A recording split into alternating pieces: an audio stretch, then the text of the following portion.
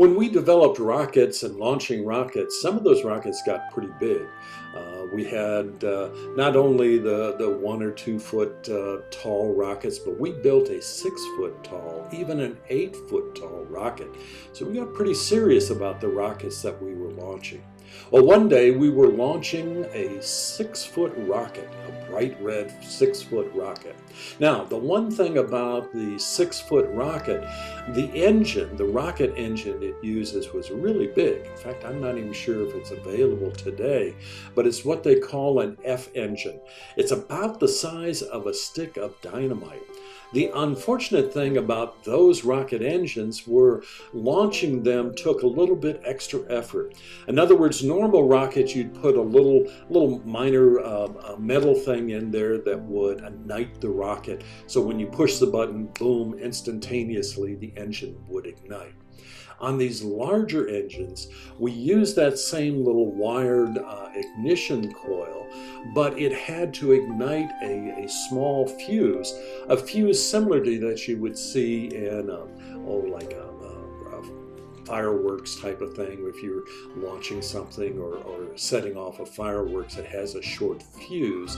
That's what we use for these rockets. So what happened with the 6 foot rocket was when we hit the button to launch it, it would take a couple of 3 seconds or so before it would actually start that engine. A bit of a delay, if you will, from the time that we push the button to launch. Well, one day when we're launching this 6 foot rocket, we didn't notice when we went to hit the button. In fact, we had pushed the button to launch it. And then we saw in the sky, there was a small little plane, a private plane that was up there, and it was coming into the shooting range of this large rocket. Now, again, this rocket is big. It's a 6 foot rocket.